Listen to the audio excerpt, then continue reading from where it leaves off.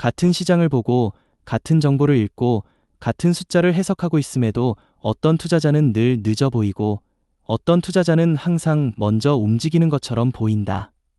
이 차이는 흔히 성향의 문제로 정리된다.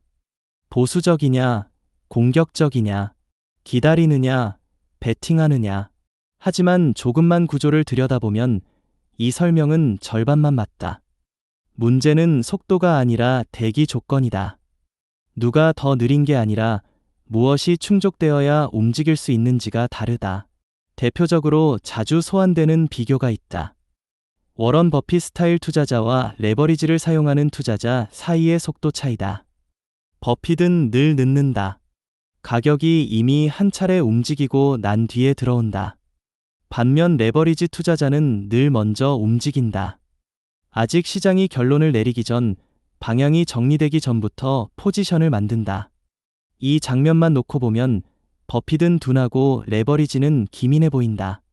하지만 이 비교에는 중요한 전제가 빠져 있다. 두 사람은 같은 출발선에 서 있지 않다. 속도는 선택이 아니라 결과다.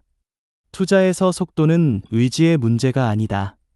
빨리 움직이겠다거나 천천히 가겠다는 선언으로 결정되지 않는다. 속도는 항상 구조의 결과로 나타난다. 버핏식 투자의 구조는 틀릴 가능성이 거의 사라졌는가라는 질문에 답이 나와야만 다음 단계로 넘어갈 수 있게 설계돼 있다. 이 질문은 굉장히 느리다. 왜냐하면 이 질문에 답하려면 가격이 아니라 현실이 먼저 변해야 하기 때문이다. 반면 레버리지 투자자의 구조는 다르다. 지금 이 방향이 우세한가라는 질문에 확률이 기울기만 하면 움직일 수 있다. 이 질문은 빠르다. 완성된 사실이 아니라 미완의 방향성만으로도 충분하기 때문이다. 그래서 속도 차이가 발생한다. 누군가는 현실이 따라올 때까지 기다리고 누군가는 현실이 따라오기 전에 미리 베팅한다. 여기서 중요한 건 이 차이가 용기의 차이도 아니고 통찰의 차이도 아니라는 점이다. 그저 각자의 구조가 요구하는 확정 조건의 차이일 뿐이다. 늦다는 평가는 언제 만들어지는가? 버핏이 늦다고 느껴지는 순간은 대부분 이런 장면이다. 주가는 이미 바닥에서 30에서 40% 반등했고 언론은 회복을 이야기하고 시장은 다음 국면을 얘기하기 시작한다. 그때 버핏이 움직인다. 그리고 사람들은 말한다. 이미 다 오른 뒤에 들어왔다고. 하지만 이 평가는 가격 기준에서만 성립한다. 버핏의 기준은 가격이 아니다. 그의 기준은 불확실성의 제거 정도다. 그가 움직이는 시점은 시장이 방향을 예상하는 시점이 아니라 시장이 방향을 인정하기 시작하는 시점이다. 이 두 시점 사이에는 항상 간극이 있다. 그리고 그 간극만큼 버핏은 늦어 보인다. 하지만 구조적으로 보면 그는 늦은 게 아니라 다른 시계를 보고 있을 뿐이다. 레버리지는 왜 항상 먼저 움직일 수 있는가? 레버리지 투자자가 먼저 움직일 수 있는 이유는 단순하다. 그 구조가 불완전한 상태를 전제로 설계돼 있기 때문이다. 레버리지는 이게 맞다가 아니라 이게 맞을 가능성이 더 높다에 베팅한다. 그래서 레버리지 투자자는 실적이 나오기 전에도 들어갈 수 있고 정책이 확정되기 전에도 포지션을 만들 수 있으며 시장 하브이가 형성되기 전에도 방향을 잡을 수 있다. 이건 무모함이 아니다. 전제 조건의 차이다. 레버리지는 틀릴 수 있다는 사실을 구조 안에 이미 포함시켜 놓는다. 손절, 비중, 해지, 청산 규칙이 바로 그 장치다. 반면 버핏식 구조에는 틀렸을 때 빠져나오는 규칙이 없다. 대신 틀릴 가능성을 거의 제거한 뒤 들어가는 규칙이 있다. 그래서 레버리지는 먼저 움직이고 버핏은 나중에 움직인다. 이건 승부의 차이가 아니라 게임의 규칙 차이다. 같은 정보, 다른 해석 속도. 여기서 많은 사람들이 오해한다. 레버리지는 정보가 부족해도 들어가고 버핏은 정보가 많아야 들어간다고. 하지만 실제로는 정반대에 가깝다. 레버리지 투자자는 정보가 부족해서 들어가는 게 아니라 정보가 완성되기 전에 이미 방향성이 생긴다는 사실을 이용한다. 버핏은 정보가 부족해서 기다리는 게 아니라 정보가 현실로 고정되기 전에는 자산으로 인정하지 않기 때문에 기다린다. 그래서 같은 뉴스, 같은 데이터, 같은 숫자를 놓고도 두 사람의 해석 속도는 다를 수밖에 없다. 레버리지는 이게 사실로 굳어질 가능성이 얼마나 되는가를 본다. 버핏은 이게 이미 사실이 되었는가를 본다. 이 한 문장의 차이가 속도를 완전히 갈라놓는다. 늦음의 대가, 그리고 이득. 버핏식 투자가 늦은 데에는 분명한 대가가 있다. 수익률의 일부를 포기한다. 바닥에서의 폭발적인 반등 구간을 놓친다. 가장 드라마틱한 구간은 대개 다른 사람들이 가져간다. 하지만 그 대가로 얻는 것이 있다. 실수의 확률이 급격히 낮아진다. 버핏의 구조에서는 큰 손실이 발생하려면 현실 자체가 다시 무너져야 한다. 반면 레버리지 구조에서는 큰 손실이 방향성 판단 한 번만 틀려도 발생할 수 있다. 그래서 버핏은 늦는 대신 오래 남고 레버리지는 빠른 대신 관리가 필요해진다. 이 차이를 이해하지 못하면 둘 중 하나를 항상 틀렸다고 평가하게 된다. 하지만 실제로는 둘은 경쟁 관계가 아니라 서로 다른 시간대를 담당하는 존재에 가깝다. 버핏이 늦는 이유는 그가 느려서도 겁이 많아서도 아니다. 그의 구조가 확정된 현실만을 자산으로 인정하기 때문이다. 레버리지가 빠른 이유는 그가 무모해서도 욕심이 많아서도 아니다. 그의 구조가 확률이 기울어진 순간을 자산으로 삼기 때문이다. 속도는 성격이 아니라 구조의 결과다. 그리고 이 구조 차이를 이해하지 못하면 투자자는 항상 남의 시계를 보며 조급해진다. 무엇을 자산으로 인정하는가의 차이. 투자에서 가장 중요한 질문은 얼마를 벌 수 있는가도 아니고 언제 들어가야 하는가도 아니다. 더 근본적인 질문은 이것이다. 무엇을 자산으로 인정하는가? 이 질문에 대한 답이 달라지는 순간 속도, 리스크, 수익 곡선, 심지어 시장을 바라보는 태도까지 모두 갈라진다. 이 지점에서 워런 버핏 스타일 투자자와 레버리지 투자자는 완전히 다른 세계에 서게 된다. 레버리지는 확률을 자산으로 쓴다. 레버리지 투자의 핵심은 배율이 아니다. 배율은 결과일 뿐이고 본질은 확률을 자산으로 취급한다는 점이다. 레버리지 투자자는 아직 완성되지 않은 정보, 아직 굳어지지 않은 흐름, 아직 확정되지 않은 내러티브를 미래의 사실이 될 가능성이라는 이유로 자산 목록에 올린다. 이때 중요한 건 그 확률이 완벽하냐가 아니라 기울기가 어느 쪽으로 향하고 있느냐. 확률이 50대 50이던 국면이 60대 40으로만 기울어도 레버리지는 움직일 수 있다. 이 구조에서는 실적 발표 이전이 기회가 되고 정책 확정 이전이 무대가 되며 시장 합의 이전이 가장 수익적인 구간이 된다. 왜냐하면 확률이 자산이기 때문이다. 버핏은 사실만 자산으로 인정한다. 반면 버핏식 투자는 확률을 자산으로 인정하지 않는다. 확률은 의견일 뿐이고 의견은 언제든 바뀔 수 있기 때문이다. 버핏의 자산 기준은 단순하다. 실제로 발생한 현금 흐름, 반복이 확인된 수익 구조, 경쟁자가 쉽게 침범하지 못하는 지위, 시간이 지나도 유지되는 숫자. 이 기준을 통과하지 못한 정보는 아무리 가능성이 높아 보여도 아직 자산이 아니다. 라는 판정을 받는다. 그래서 버핏은 확률이 아무리 높아 보여도 사실이 되기 전까지는 움직이지 않는다. 이 태도는 신중함이 아니라 정의의 문제에 가깝다. 무엇을 자산이라 부를 것인가에 대한 정의 말이다. 확률을 자산으로 쓰면 생기는 것들. 확률을 자산으로 쓰는 구조에는 분명한 장점이 있다. 첫째, 속도가 압도적으로 빨라진다. 사실이 되기를 기다릴 필요가 없기 때문이다. 둘째, 수익의 상단이 열린다. 시장이 아직 믿지 않는 구간에서 들어갈 수 있기 때문이다. 셋째, 정보의 비대칭을 활용할 수 있다. 모두가 확신하기 전에 불편한 구간을 견딜 수 있다. 그래서 레버리지 투자자는 항상 먼저 움직이는 사람처럼 보인다. 하지만 이 구조에는 반드시 따라오는 그림자가 있다. 확률은 언제든 뒤집힌다. 그리고 확률이 자산인 구조에서는 뒤집힘이 곧 손실로 연결된다. 그래서 레버리지 구조에는 반드시 손절, 비중 조절, 해지, 청산 규칙이 붙는다. 이 장치들이 없으면 확률을 자산으로 쓰는 구조는 성립하지 않는다. 사실만 자산으로 쓰면 생기는 것들.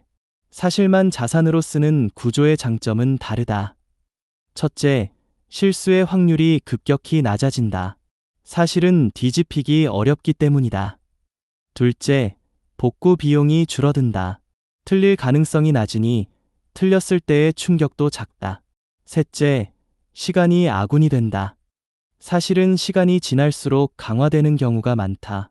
하지만 이 구조 역시 대가가 있다.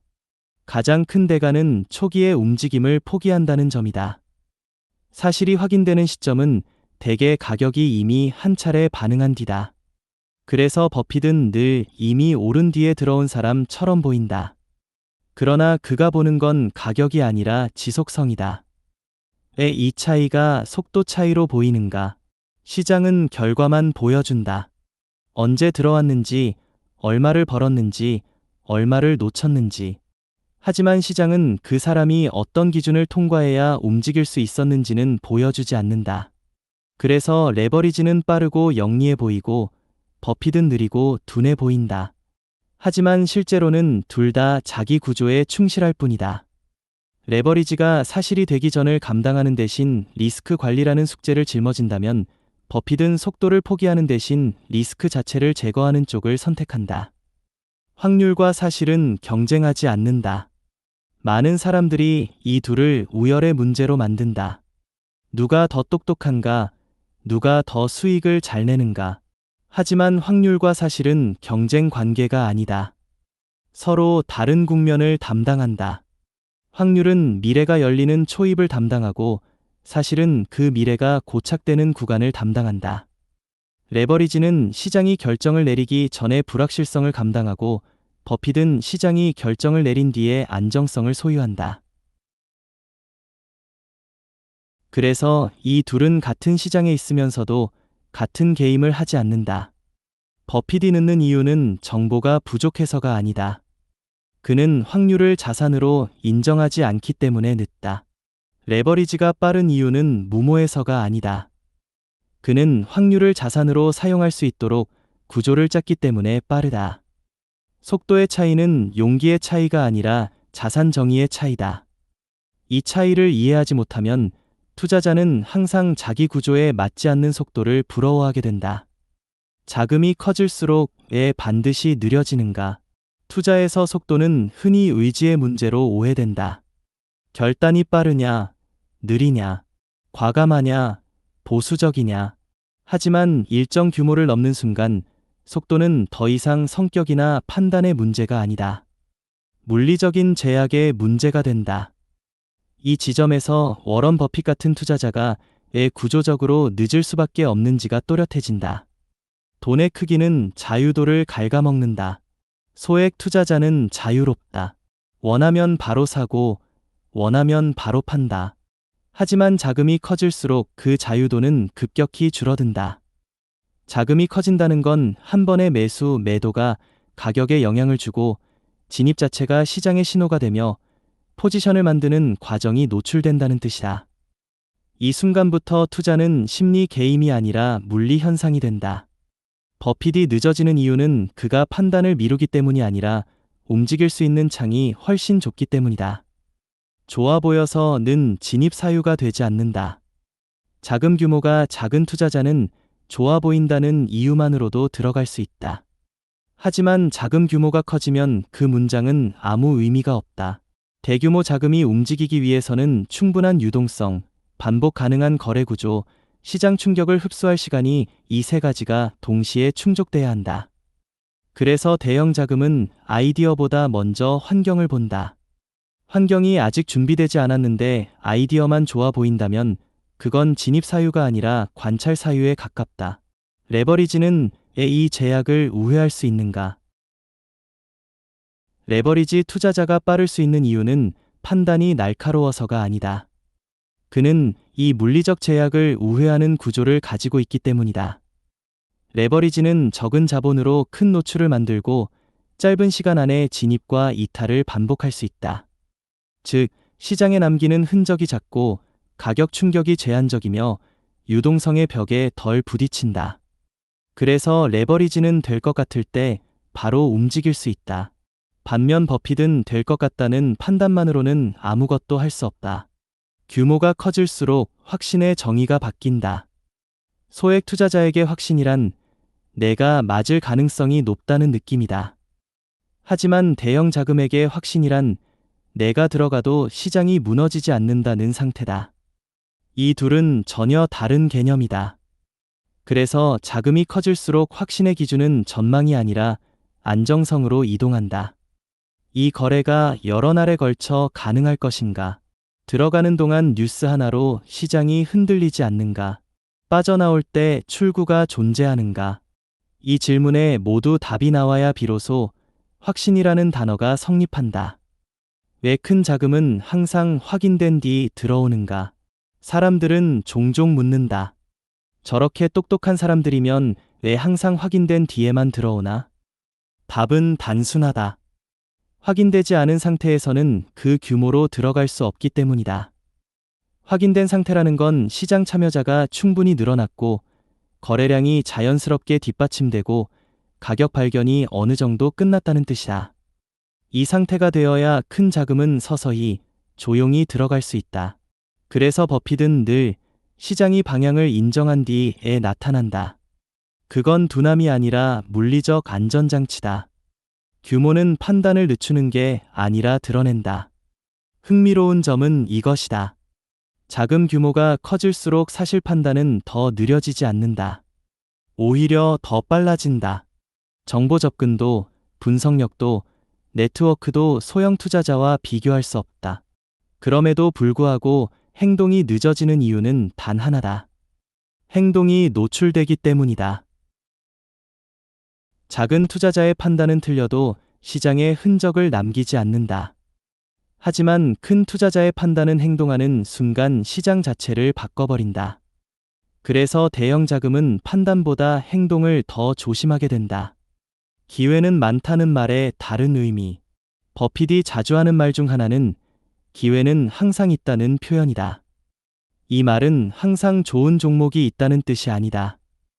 그에게 이 문장은 내가 움직일 수 있는 기회는 항상 충분히 기다린 뒤에 온다는 의미에 가깝다. 레버리지 투자자에게 기회란 확률이 기울어진 순간이고 버핏에게 기회란 규모를 감당할 수 있는 환경이 완성된 순간이다. 그래서 두 사람의 기회는 시간축 자체가 다르다. 규모의 물리학은 피할 수 없다. 버핏이 늦는 이유는 정보가 느리기 때문도 판단이 둔하기 때문도 아니다. 그는 움직일 수 있는 창이 구조적으로 좁기 때문에 늦어 보일 수밖에 없다. 레버리지는 이 물리적 제약을 우회하는 대신 변동성과 관리 부담을 짊어진다. 그래서 둘의 속도 차이는 우열의 문제가 아니라 책임 범위의 차이다. 자금 규모가 커질수록 투자는 심리 게임이 아니라 물리 게임이 된다. 레버리지는 작은 흔적으로 큰 노출을 만들 수 있기 때문에 빠르고 버핏식 투자는 큰 노출이 반드시 흔적을 남기기 때문에 느리다. 이 차이를 이해하지 못하면 사람들은 늘 왜 저 사람은 늦었을까만 묻게 된다. 하지만 진짜 질문은 이것이다. 저 규모로 저 타이밍에 과연 들어갈 수 있었을까? 틀림을 전제로 하는 구조와 틀림을 제거하려는 구조. 투자에서 가장 많이 오해되는 단어는 수익도 타이밍도 아니다. 손실이다. 대부분의 논쟁은 얼마를 잃을 수 있느냐에서 시작하지만 정작 중요한 질문은 그보다 앞에 있다. 손실을 무엇으로 정의하느냐? 이 정의가 달라지는 순간 같은 시장, 같은 정보, 같은 가격을 보고도 완전히 다른 행동이 나온다. 그리고 이 지점에서 워런 버핏 스타일 투자자와 레버리지 투자자의 세계는 결정적으로 갈라진다. 레버리지는 틀림을 구조 안에 넣는다. 레버리지 투자는 틀릴 수 있다는 사실을 부정하지 않는다. 오히려 그걸 전제로 삼는다. 방향이 틀릴 수 있고 타이밍이 어긋날 수 있으며 시장이 갑자기 변할 수 있다는 점을 처음부터 구조 안에 넣어둔다. 그래서 레버리지에는 항상 손절 기준이 있고 비중 조절 규칙이 있고 청산이라는 명확한 출구가 존재한다. 이 구조에서는 손실은 실패가 아니다. 계획된 비용에 가깝다. 틀리는 건 자연스럽고 중요한 건 틀렸을 때 얼마나 빨리, 얼마나 작게 끝내느냐. 이렇게 손실을 정의하는 순간 투자는 더 이상 마치는 게임이 아니라 관리의 게임이 된다. 버핏은 틀림 자체를 제거하려 한다. 반면 버핏식 투자는 손실을 비용으로 처리하지 않는다. 그는 손실을 발생할 수 있는 사건으로 정의하지 않는다.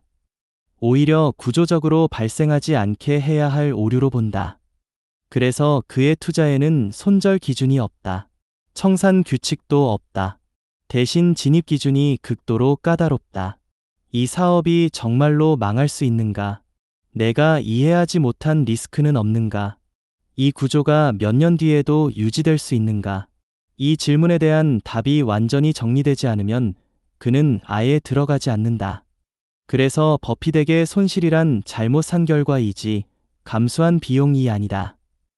이 차이가 속도를 갈라놓는가? 손실을 비용으로 정의하면 행동은 빨라질 수밖에 없다. 틀릴 수 있어도 괜찮기 때문이다. 틀리면 줄이면 되고, 틀리면 다시 들어가면 된다. 하지만 손실을 오류로 정의하면 행동은 느려질 수밖에 없다.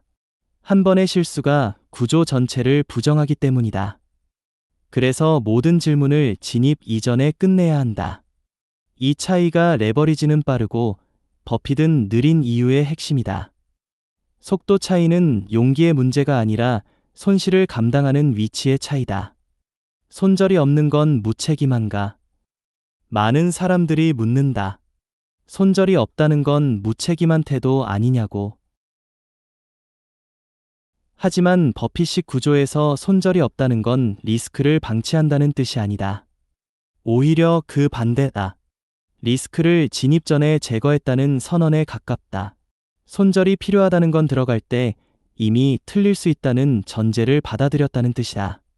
버핏은 이 전제를 처음부터 허용하지 않는다. 그래서 그의 투자는 진입 전에는 매우 보수적이지만 진입 후에는 놀라울 만큼 느긋하다. 레버리지의 손실은 왜 감정이 덜 실리는가? 레버리지 투자자가 연속 손실에도 비교적 담담할 수 있는 이유는 단순하다. 그 손실은 내 판단이 틀렸다가 아니라 확률이 이번에는 어긋났다로 해석되기 때문이다. 이 해석 차이는 크다. 확률이 틀린 건 자존심의 문제가 아니다. 통계의 문제다. 그래서 레버리지 투자자는 손실을 빠르게 정리하고 다음 기회를 기다릴 수 있다. 반면 버핏식 투자에서의 손실은 확률의 실패가 아니라 판단의 실패다. 그래서 훨씬 무겁다. 그래서 훨씬 피하려 한다. 손실을 다루는 방식이 수익 곡선을 만든다. 이 차이는 장기 수익 곡선에서 극명하게 드러난다. 레버리지는 짧은 기간에 큰 수익도 만들 수 있지만 관리 실패 시 큰 낙폭도 함께 가져온다. 버핏식 구조는 극단적인 수익 구간을 포기하는 대신 큰 손실이 발생할 확률 자체를 극단적으로 낮춘다. 그래서 두 전략의 수익 곡선은 높낮이의 문제가 아니라 형태의 문제가 된다. 하나는 요동치는 곡선이고 다른 하나는 완만하지만 끊기지 않는 곡선이다. 왜 버핏은 늦을 수밖에 없는가의 또 다른 이유. 버핏이 늦는 이유는 확률을 자산으로 쓰지 않기 때문이고 규모의 제약을 받기 때문이며 손실을 비용으로 인정하지 않기 때문이다. 이 세 가지는 모두 속도를 희생하는 대신 안정성을 얻는 선택이다. 그래서 그는 항상 확인된 뒤에 움직이고 항상 덜 흥분된 구간에서 나타나며 항상 이미 끝난 이야기를 하는 것처럼 보인다. 하지만 그 이야기가 끝난 적은 거의 없다. 레버리지는 틀림을 전제로 움직인다. 그래서 빠르다. 버핏식 투자는 틀림을 제거하려 움직인다. 그래서 늦다. 이 차이는 누가 더 용감한지의 문제가 아니라 누가 어떤 손실을 감당할 것인지에 대한 선택이다. 기다림은 언제 비용이 되고 언제 무기가 되는가? 투자에서 시간은 늘 중립적인 것처럼 보인다. 가격은 오르내리고 뉴스는 쌓이고 시간은 그 사이를 조용히 흘러간다. 하지만 실제로 시간은 누구에게나 같은 방식으로 작동하지 않는다. 시간은 구조에 따라 비용이 되기도 하고 무기가 되기도 한다. 이 차이가 가장 극명하게 드러나는 지점이 바로 워런 버핏 스타일 투자자와 레버리지 투자자 사이의 간극이다. 레버리지는 시간을 압축한다. 레버리지 투자의 핵심은 수익을 키우는 것이 아니라 시간을 압축하는 데 있다. 같은 방향이라면, 같은 움직임이라면 더 짧은 시간 안에 결과를 보겠다는 구조다. 그래서 레버리지 투자자에게 시간은 기다림의 대상이 아니라 회피해야 할 비용에 가깝다. 시간이 길어질수록 변수가 늘어나고 변수가 늘어날수록 확률은 흐려지며 확률이 흐려질수록 포지션의 효율은 떨어진다. 이 구조에서는 빠르게 마치고 빠르게 틀리고 빠르게 정리하는 것이 합리적이다. 시간을 오래 끌수록 오히려 불리해진다. 버핏에게 시간은 검증 장치다. 반대로 버핏식 투자에서 시간은 비용이 아니라 검증 장치다. 시간이 흐르면서 현금 흐름이 반복되는지, 경쟁 우위가 유지되는지, 경영 판단이 일관되는지, 외부 환경이 구조를 훼손하지 않는지 이 모든 것이 자연스럽게 드러난다. 그래서 버핏은 시간이 지날수록 불안해지지 않는다. 오히려 더 편해진다. 그에게 시간은 리스크를 늘리는 요소가 아니라 리스크를 제거해주는 필터에 가깝다. 기다림의 성격이 다르다. 겉으로 보면 레버리지 투자자도 기다리고 버핏도 기다린다. 하지만 두 기다림은 전혀 다르다. 레버리지의 기다림은 언제 움직일까를 재는 기다림이고 버핏의 기다림은 무엇이 남을까를 확인하는 기다림이다. 하나는 타이밍 중심이고 다른 하나는 구조 중심이다. 그래서 레버리지의 기다림은 언제든 행동으로 바뀔 준비가 되어 있고 버핏의 기다림은 행동하지 않아도 괜찮은 상태를 유지한다. 시간은 왜 레버리지에 불리해지는가? 레버리지 구조에서 시간이 길어질수록 불리해지는 이유는 명확하다. 첫째, 변동성의 누적이다. 짧은 시간의 변동성은 관리 가능하지만 시간이 길어질수록 작은 흔들림이 계속 쌓인다. 둘째, 확률의 희석이다. 초기에 유리해 보이던 확률은 시간이 지나면서 다른 변수들에 의해 희석된다. 셋째, 비용의 누적이다. 금리, 롤오버, 기회비용, 심리적 피로까지 모두 시간이 길어질수록 커진다. 그래서 레버리지 투자자는 시간을 늘리는 대신 배율로 결과를 당겨온다. 시간은 왜 버핏에게 유리해지는가? 버핏식 구조에서 시간은 정반대로 작동한다. 시간이 지날수록 좋은 사업은 더 많은 현금을 만들고 나쁜 사업은 자연스럽게 드러나며 일시적인 잡음은 의미를 잃는다. 그래서 그의 투자는 지금이 언제인가 보다 이 구조가 몇 년 뒤에도 살아있을까에 더 집중한다.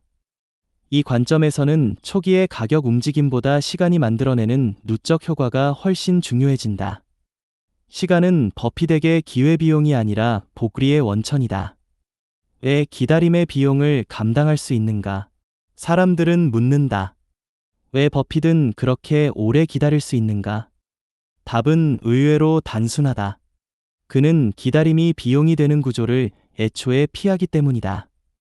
레버리지를 쓰지 않고 마진콜 위험이 없으며 단기성과 평가에 쫓기지 않는다. 이 조건이 갖춰지면 기다림은 더 이상 고통이 아니다. 기다림이 고통스럽다면 그건 기다리는 구조가 아니라 버티는 구조에 가깝다. 버핏은 버티지 않는다. 그는 기다린다. 시간의 비용이 갈리는 지점. 이제 정리가 된다. 레버리지에게 시간은 관리해야 할 비용이고 버핏에게 시간은 활용해야 할 자산이다. 그래서 레버리지는 시간을 짧게 쓰기 위해 리스크를 구조화하고 버핏은 리스크를 제거하기 위해 시간을 길게 쓴다. 이 선택의 차이가 속도, 손실, 수익 곡선을 모두 갈라놓는다. 기다림이 항상 미덕은 아니다. 기다림이 항상 비용도 아니다. 중요한 건 어떤 구조 위에서 기다리고 있는가다. 레버리지 구조에서는 기다림이 손해가 되기 쉽고 버핏식 구조에서는 기다림이 오히려 경쟁력이 된다. 그래서 버핏은 시간을 두려워하지 않고 레버리지는 시간을 압축하려 한다. 배율이 아니라 무엇을 증폭시키는가의 문제. 레버리지라는 단어가 등장하는 순간 대부분의 대화는 한 방향으로 쏠린다. 위험하다. 공격적이다. 결국 망한다.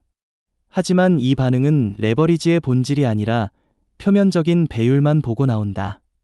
레버리지를 위험하게 만드는 건 2배, 3배라는 숫자 그 자체가 아니다. 위험을 키우는 건 무엇을 증폭시키고 있는지에 대한 인식 부재다. 이 지점에서 워런 버핏식 투자와 레버리지 투자의 간극은 다시 한번 구조의 문제로 돌아온다. 레버리지는 가격이 아니라 판단을 증폭시킨다. 많은 사람들이 레버리지를 가격 변동의 증폭기로 이해한다. 맞는 말이지만 절반만 맞다. 실제로 레버리지가 가장 크게 증폭시키는 건 가격이 아니라 판단의 결과다. 판단이 맞으면 그 결과가 빠르게 확대되고 판단이 틀리면 그 결과 역시 빠르게 확대된다. 즉, 레버리지는 수익을 키우는 도구가 아니라 판단의 질을 드러내는 도구에 가깝다. 그래서 레버리지는 실력을 숨기지 못한다. 배율은 위험이 아니라 압축률이다. 레버리지를 쓴다는 건 위험을 늘린다는 뜻이 아니다. 그보다 정확한 표현은 시간과 변동을 압축한다는 의미다. 같은 방향, 같은 움직임이라면 기다려야 할 시간을 줄이고 결과를 더 빠르게 확인하며 틀렸을 경우 더 빨리 정리한다. 이 구조에서는 오래 끌수록 유리한 전략보다 짧게 확인하는 전략이 더 적합하다. 그래서 레버리지는 시간을 아군으로 삼는 전략이 아니라 시간을 줄여야 성립하는 전략이다. 왜 레버리지는 항상 위험해 보이는가? 레버리지가 위험해 보이는 이유는 대부분의 경우 구조 없이 배율만 사용되기 때문이다. 손절 기준이 없거나 비중 관리가 없거나 변동성에 대한 이해 없이 될 것 같다는 감각만으로 들어간다. 이 상태에서의 레버리지는 배율이 아니라 폭탄이다. 하지만 구조가 갖춰진 레버리지는 다르다. 손실이 계획돼 있고 실패가 가정돼 있으며 다음 선택지가 항상 남아있다. 이때의 레버리지는 위험이 아니라 속도 조절 장치에 가깝다. 버핏이 레버리지를 경계하는 진짜 이유. 버핏이 레버리지를 경계하는 이유를 단순히 보수성으로 해석하면 놓치는 게 많다. 그가 레버리지를 피하는 이유는 레버리지가 위험해서가 아니라 자신의 구조와 맞지 않기 때문이다. 버핏식 투자에서 판단은 느리게 내려지고 포지션은 크게 잡히며 시간은 길게 사용된다.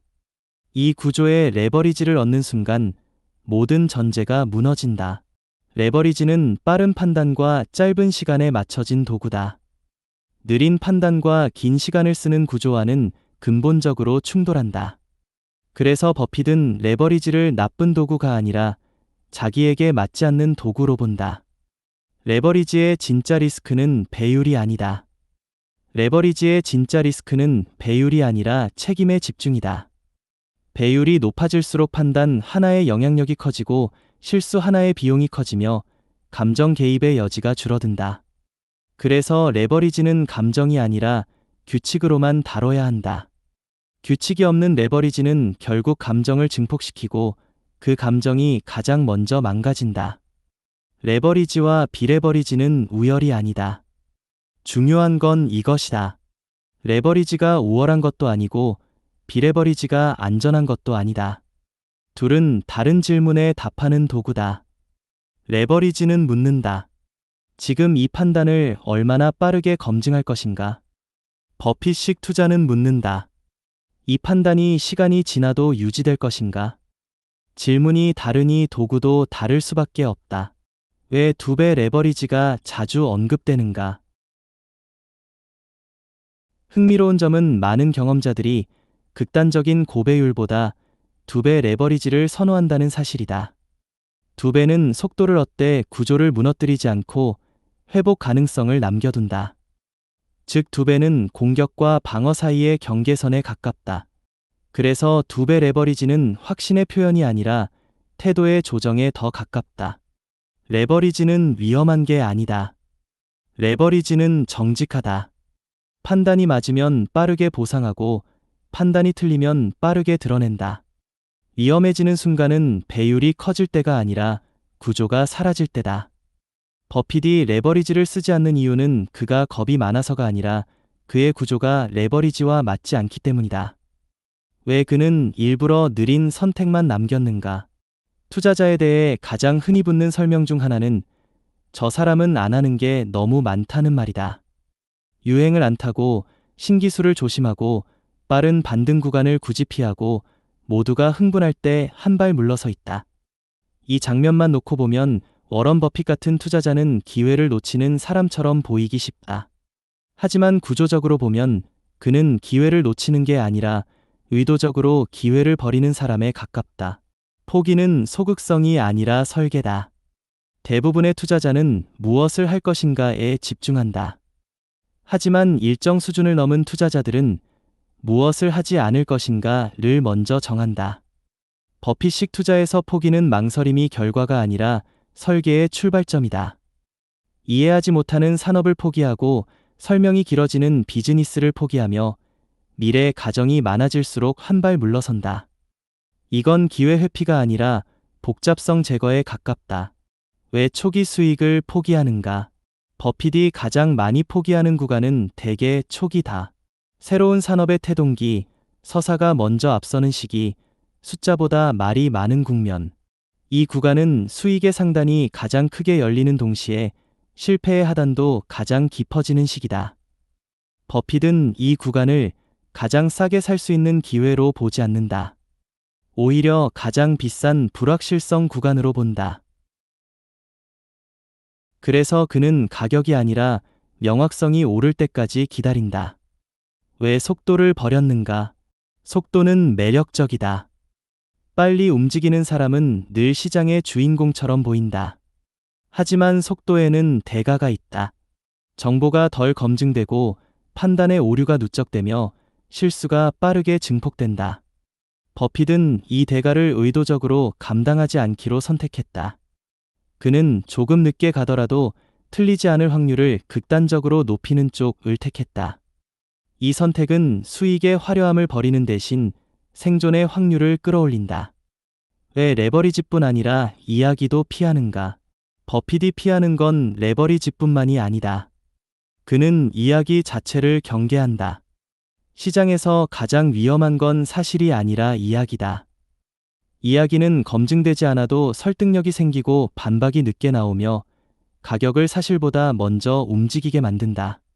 버핏은 이 구조를 너무 잘한다. 그래서 그는 이야기가 사라지고 숫자만 남을 때까지 기다린다. 그 순간에는 이미 많은 사람들이 흥미를 잃었고 가격도 더 이상 서사를 반영하지 않는다. 그가 좋아하는 건 바로 그런 구간이다. 포기에 누적이 만드는 이상한 안정감. 버핏의 포기는 한두 개로 끝나지 않는다. 레버리지 포기, 초기 성장 포기, 단기 성과 포기, 화제성 포기, 빠른 재평가 포기. 이 포기들이 쌓이면 겉보기에는 매우 둔해 보인다. 하지만 이 누적된 포기는 한 가지 결과를 만든다. 구조가 단순해진다. 구조가 단순해질수록 예상치 못한 변수가 줄어들고 의사결정의 일관성이 살아난다. 이때 생기는 안정감은 수익률 그래프보다 훨씬 오래 간다. 왜 이런 포기가 가능한가? 많은 사람들이 그건 버핏이니까 가능하다고 말한다. 하지만 정확히는 반대다. 그는 이런 포기를 선택했기 때문에 버핏이 될 수 있었다. 빠른 돈을 추구하지 않았고 남보다 앞서는 걸 목표로 삼지 않았으며 남의 시계를 보지 않았다. 이 선택들은 단기적으로는 불리해 보였지만 시간이 쌓일수록 압도적인 차이를 만들었다. 포기는 선택지를 줄이는 게 아니다. 포기를 하면 선택지가 줄어드는 것처럼 보인다. 하지만 실제로는 선택의 질이 올라간다. 하지 않는 게 명확해질수록 해야 할 일이 선명해진다. 버핏의 포기는 기회를 버리는 행위가 아니라 기회를 정의하는 행위에 가깝다. 그래서 그는 적은 선택으로도 오래 살아남는다. 버핏은 기회를 못 잡아서 느린 게 아니다. 기회를 의도적으로 줄였기 때문에 느리다. 그는 속도, 화려함, 초기 수익을 포기하는 대신 일관성, 생존성, 반복성을 택했다. 이 선택은 단기 성과에는 불리하지만 장기 구조에서는 압도적으로 유리해진다. 이 둘은 경쟁하지 않는가? 사람들은 종종 레버리지 투자자와 버핏식 투자자를 같은 링 위에 올려놓고 비교하려 한다. 누가 더 빨리 벌었는지, 누가 더 높은 수익률을 냈는지, 누가 더 정확했는지.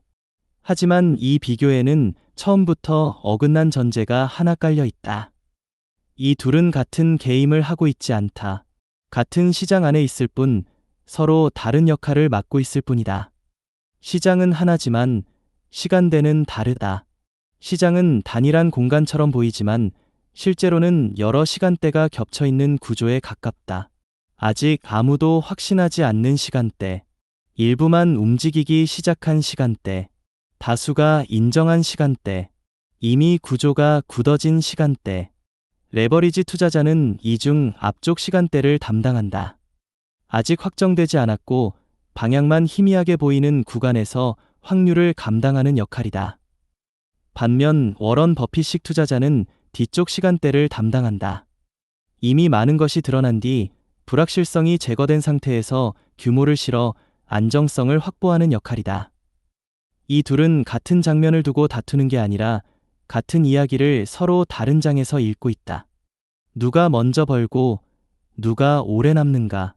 레버리지 투자자는 항상 먼저 돈을 벌 가능성을 가진다.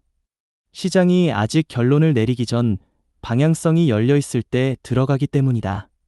하지만 동시에 먼저 손실을 볼 가능성도 함께 안고 간다.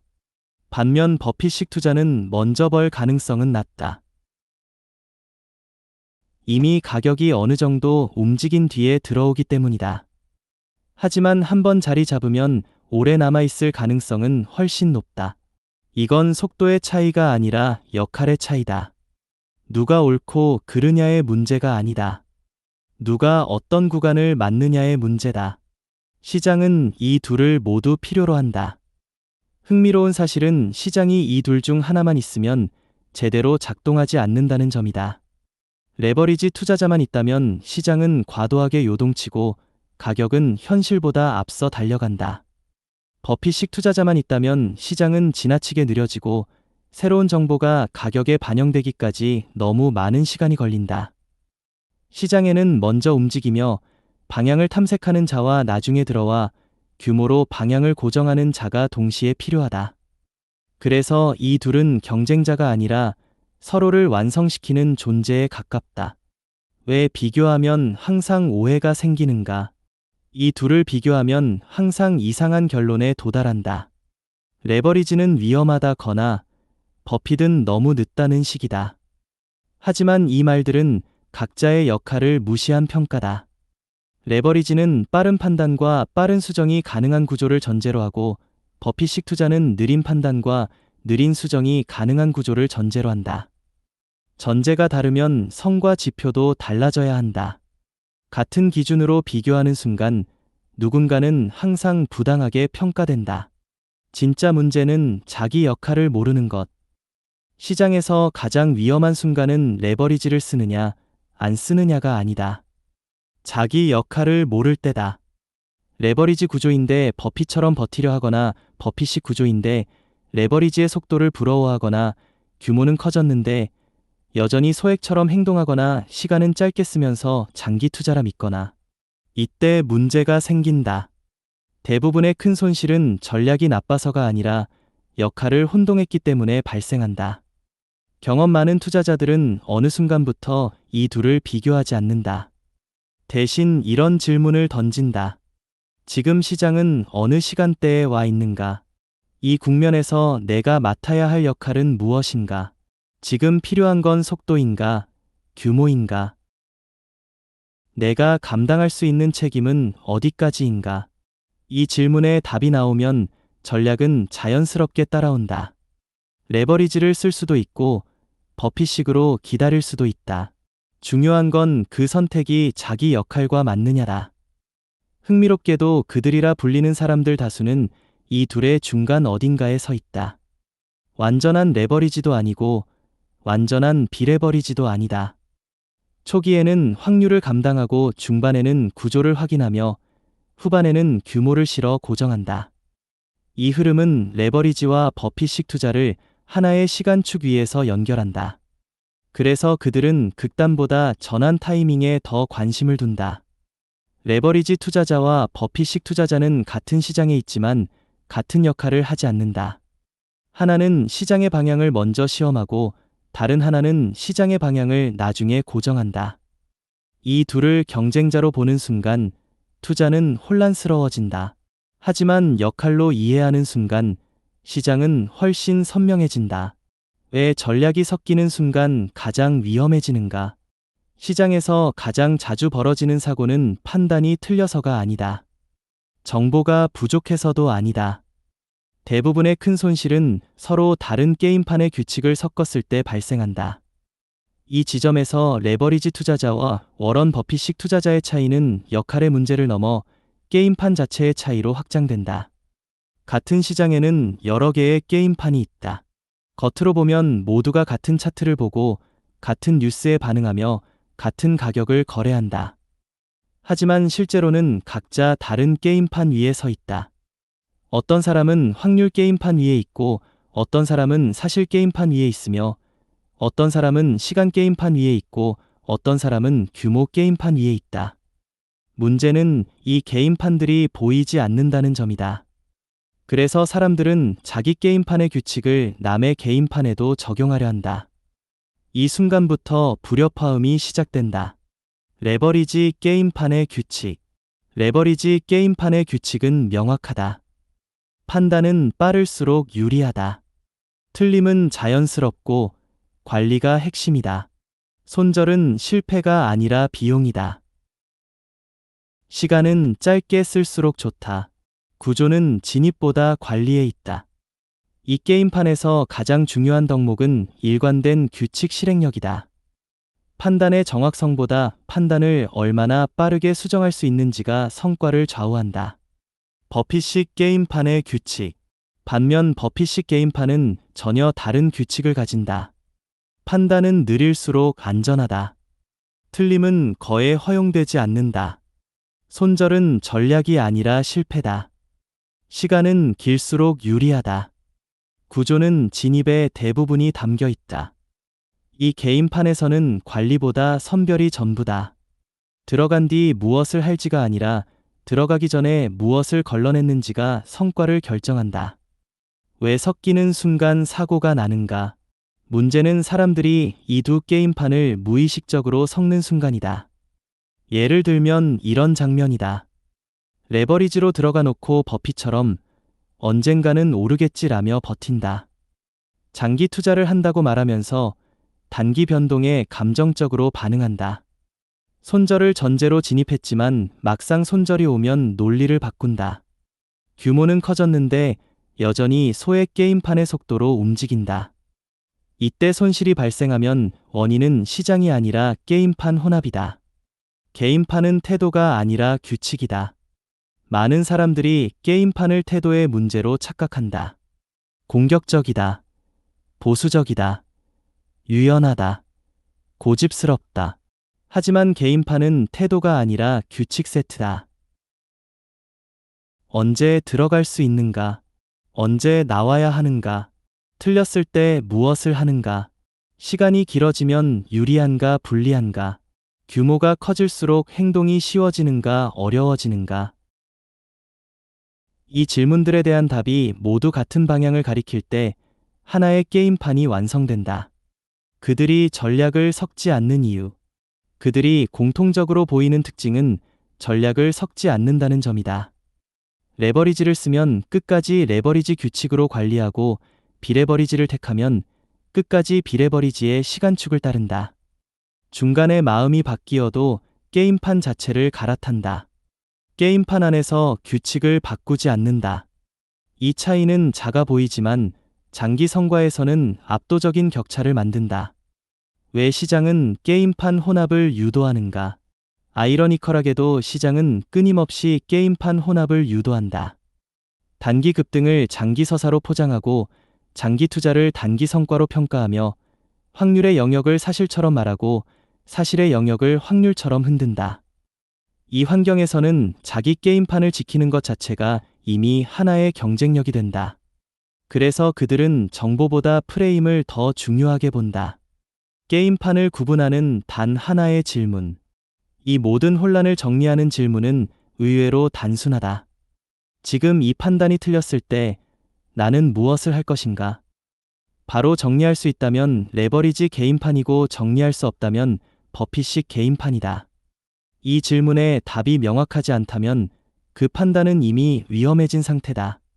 시장에서 가장 위험한 건 틀린 판단이 아니다.